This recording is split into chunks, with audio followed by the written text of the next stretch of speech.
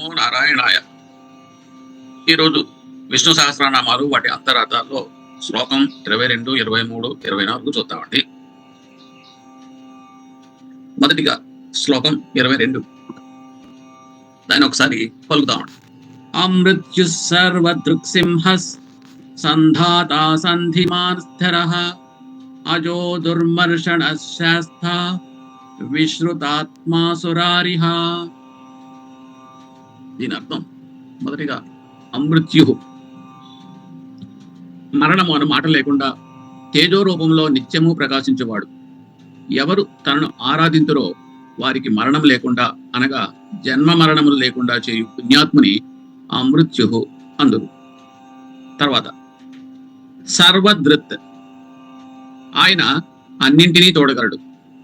తన సేవకుల భక్తియుత కర్మలను సైతం గమనించే జగదీశుడు గాన సర్వదృత్ అని స్తుతింతురు. తర్వాత సింహ, సింహములా వెనుకకు చూడటమే కాదు, నరసింహునిలా నలువైపులా చూచే 4 మోముల స్వామి, సర్వసమ్మేళనం చేసే సంధాత. ఉదాహరణకి అసంఖ్యాక బ్రహ్మాండాలకు సృష్టికర్త ఆయనే.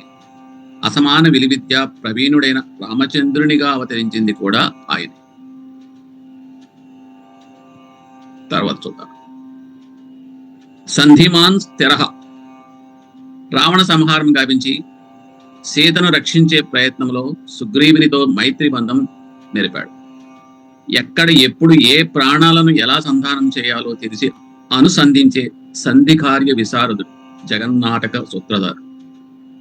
ఎన్ని పూసలు పోయినా ఈ సంధి సూత్రం నశించదు.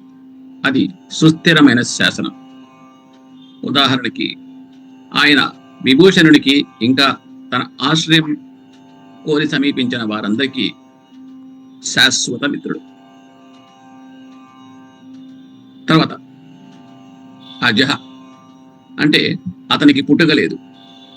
సకల సృష్టికి మూలమైన అకారమే ఆ సూత్రానికి బీజాక్షరం. అకారం నుండి ఉదయించిన అదునికి ఆకారం లేదు, వికారం లేదు. అతని మాటకు ఎదురు లేదు, తిరుగులేదు. ఏనాడు జన్మము లేక స్థిరంగా ఉండు ప్రభుని అజహ అందు. తర్వాత దుర్మర్షణ అనగా ఆయన దయామయుడు. ఆ విధంగా దుర్మర్షణగా పిలిచెదరు. తర్వాత శాస్తా, అంతేకాదు దానవులను శిక్షించడంలో నిపుణుడు కావున ఆయన్ను శాస్తా అని స్తుతించరు. విశ్రుతాత్మ, ప్రపంచమందలి మానవుల వలె శత్రుమిత్ర భావములు శరీరముల ద్వారా కాకుండా మనసులను శోధించి వారి అందుండు గుణములను గ్రహించు మహాత్ముని విశ్రుతాత్మ అని చెప్పుదురు.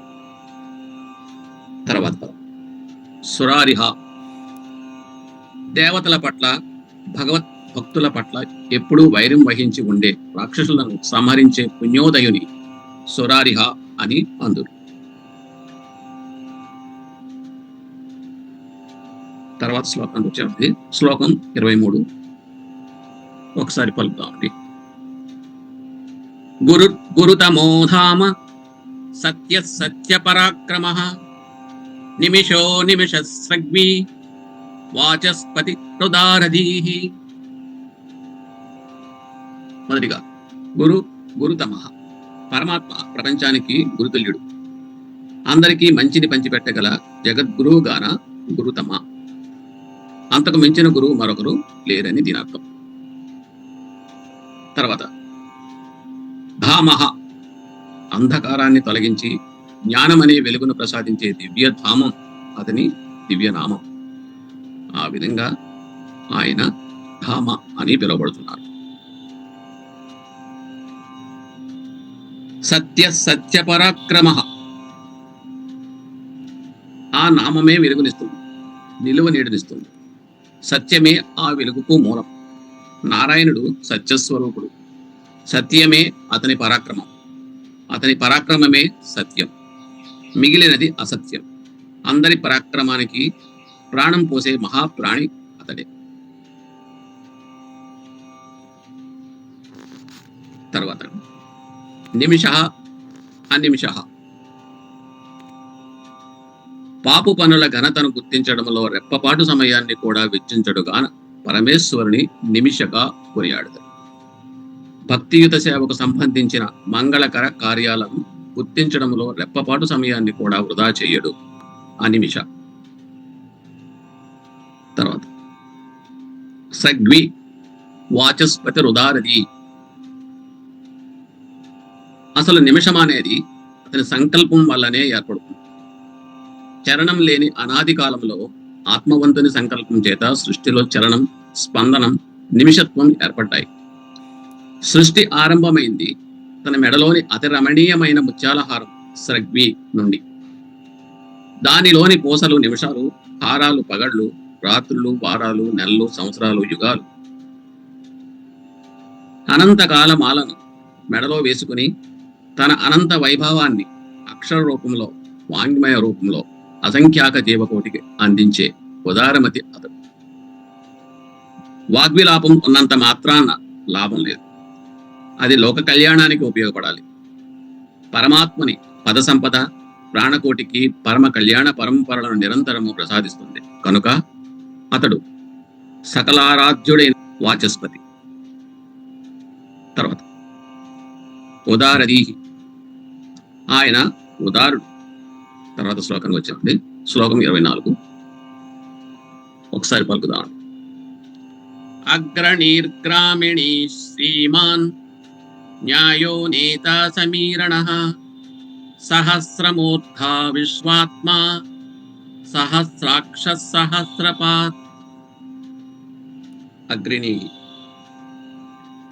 మత్స్యావతారుడుగా అవతరించిన భగవంతుడు వాసుకీ సర్పం అనే తాడుతో వేదాలను తన రెక్కకు కట్టుకుని కొమ్ము చివర యందున భూమిని ధరించి ఎత్తిపెట్టిన వీరాగ్రణిని అగ్రణీయ అని భక్తితో పిలిచి సేవించరు. తర్వాత గ్రామణి, మనువులు ఇంకా ఇతర ఋషులను బంగారు నావలో ఎక్కించుకొని ఆ నావను లాగుతూ మత్స్యావతారుడైన భగవానుడు ప్రళయ జలాలలో లీలా వినోదం చేసిన ప్రభువుని గ్రామణి అందురు. తర్వాత పదం అండి, శ్రీమాన్ న్యాయో అనగా మత్స్య భగవానుడు వేదాల సందేశాన్ని తెలియజేశాడు. ఇంకా ప్రళయం సంభవించినప్పుడు వేదాలను పరిరక్షించాడు కాన ఆయనను శ్రీమన్యాయోగా పిలుపురు.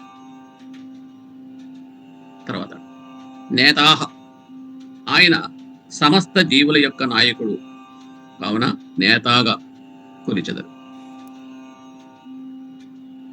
సమీరణ, సమత్వము చూపుచుండు తత్వముతో అందరినీ ప్రేమామృతంతో చూచువాడు.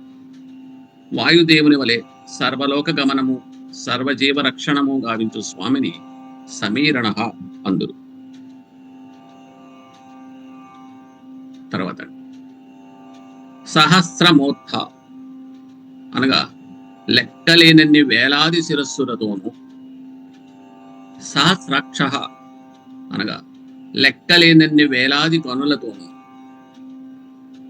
సహస్రపాత్ అనగా ఇంకా లెక్కలేనన్ని వేలాది పాదములతోనూ, విశ్వాత్మ విశ్వమంతా వ్యాపించి ఉన్న పరమాత్ముడు విశ్వాత్మగా కీర్తింతుడు.